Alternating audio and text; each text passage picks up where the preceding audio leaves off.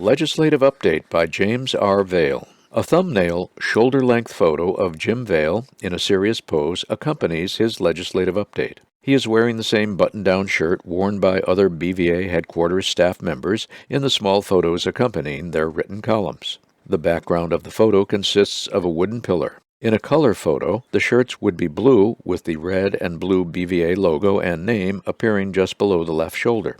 In the black and white print version of the Bulletin, the shirts become a dark gray, but the logo is still clearly visible. There is no photo caption. The content of Jim's update begins.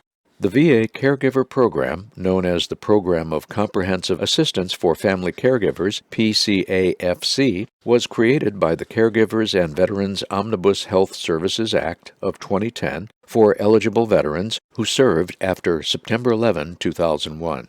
Eligibility was later expanded by Section 161 of the VA Mission Act of 2018 to include those who served on or prior to May 7, 1975, and a further expansion October 1, 2022, to include eligible veterans from all eras.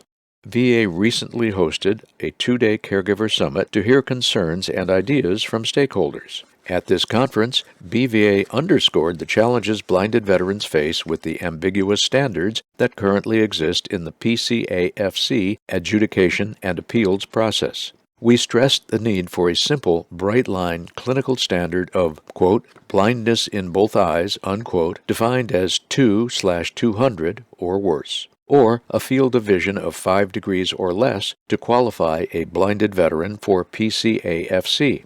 We made it clear that graduation from a VA Blind Rehabilitation Center should not have any bearing on PCAFC eligibility determinations. The battle for VA caregiver benefits for blinded veterans has just begun, and BVA will be attending future caregiver summits and related congressional hearings.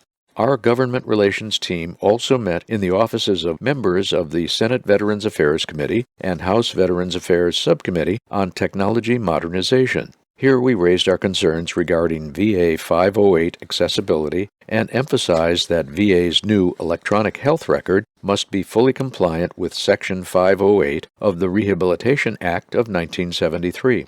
We advocated for the creation of a Chief Accessibility Officer at VA with the responsibility, resources, expertise, and authority to create and develop a full life cycle solution for accessibility, break down stovepiping and other organizational structural barriers, and take charge and spearhead all Section 504/508 accessibility issues for all disabilities across the entire agency. We also requested a minimum $20 million earmark for accessibility in VA's IT budget. Our advocacy efforts are beginning to pay off, as we just learned that a $40 million earmark was put into the Senate version of the next MILCON-VA appropriations bill. We urge VA to obtain an enterprise license for all screen reader software, which will drive efficiency and cost savings, in contrast to the existing piecemeal licensing approach for its 1,500-plus blind and visually impaired employees. Enterprise licensing is a standard practice at other federal agencies, allowing simplified and more efficient deployment of software updates. This type of licensing also eliminates the need for help desk tickets for software updates and reduces the demand for local IT resources.